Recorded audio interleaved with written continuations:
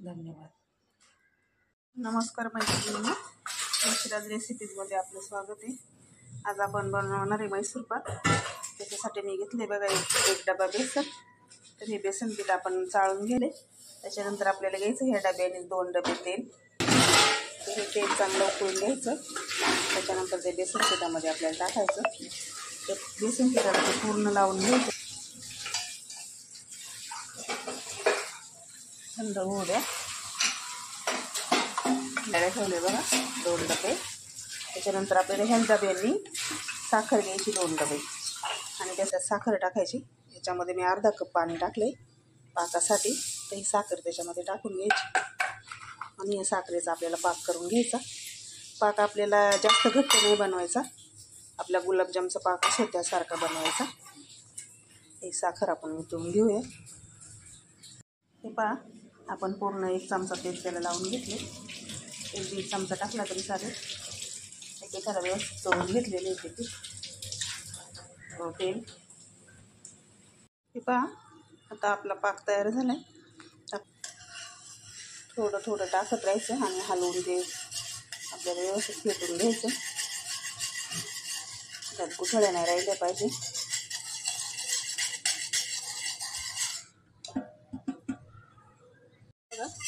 आता आपण त्या पाकामध्ये हे बेसन सोडले आणि ते पूर्ण गुठळे आपण सोडून घेतलं. तर फेसवरती यायला लागलं आहे.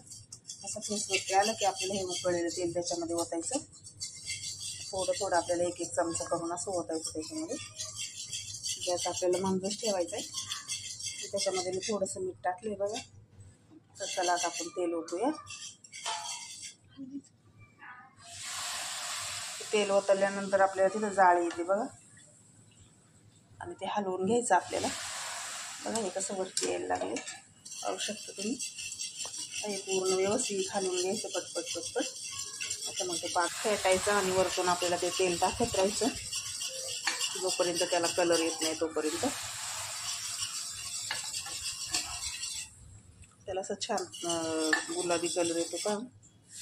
मैसूर पाक तयार झाला आहे म्हणून हळूहळू 1-1 पळे आपल्याला ओतीत राहायचं आणि ते व्यवस्थित हलवत राहायचं.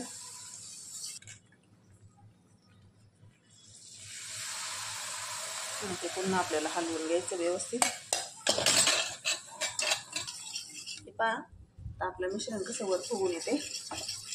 तर नाही हलवलं तरी चालेल, ते वरती येईल बघा. पुन्हा आपल्याला ते हलवायचं आणि त्याचा कलर पण बदलेल, थोडासा गुलाबी होईल. आता गुलाबी व्हायला लागलाय. त्याच्यावर मी थोडंसं मीठ पण टाकलंय बघा चवीपुरतं, एकदम नॉर्मल. आता हे पातेल्याला आपल्याला तूप लावून घ्यायचं आणि ते सगळं आपल्याला मिश्रण याच्यामध्ये ओतून घ्यायचं. हे पहा, आता हे मिश्रण आपलं किती वरती आले. म्हणजे आपला आता हा मैसूर पाक तयार झाला आहे. बघू शकता तुम्ही, त्याला कलर पण किती छान आला आहे. हे व्यवस्थित सेट झालेलं आहे बघा. तर हे सगळं आपलं एकदम कुरकुरीत असे मिक्स क्रिस्पी होत आहे. त्यासारखं होणार मैसूर हे. कढई सोडू लागले पहा. आता हे आपल्याला हे पातेल्यामध्ये ओतायचं. बघा कसं वरती आले, म्हणजे एकदम सुट्टा सुट्टा पण व्हायला लागले. त्याला तर आपण ओतून घेऊया आता त्याला. हे बघा, हे सगळं आपल्या पातेल्यात ओतून घ्यायचं आहे. तो पाहू शकता तुम्ही त्याला जाळी कशी आली ती. आपण हे 2 तास थंड व्हायला ठेवून देऊया. हे बघा, आता आपण पातेल्यामध्ये ओतले आणि त्याला ते छान दिसावं म्हणून मी त्याच्यावर तुटी फुटी टाकलेली आहे बघा. तर हे जोपर्यंत गरम आहे तोपर्यंत आपल्याला ते कापून घ्यायचं, म्हणजे त्याचे छान वड्या पडतात. आता हे चाकूने आपल्याला कट करून घ्यायचं. ते कट करायला एवढं हे नाही जात, हार्ड नाही जात बघा. आता आपली मैसूर पाक थंड झालेलं आहे. 2 तास त्याला झालेले आहेत. आता आपण ही पलटी करूया.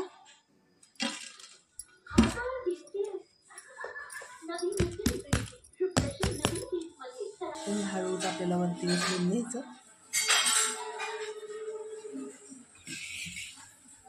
बघा, हे आपला मैसूर पाक एकदम छान झालं आहे. तर आपण ही चाकूने पहिले पण आपण कट करून ठेवलेलं, त्याला फक्त आपलं हे हळूच टच कराय. फक्त 1 वाटी छोटंसं बेसन पीठ घेतलं होतं मी. तर मी ही बनवली बघा. आणि बनवायला पण खूप वेळ नाही लागला आहे. फक्त आपले मैसूर पाक बनवून झालं आहे. तर मी बनवलं आहे बघा. तुम्ही बनवा. आवडलं तर लाईक करा, सबस्क्राईब करा. धन्यवाद.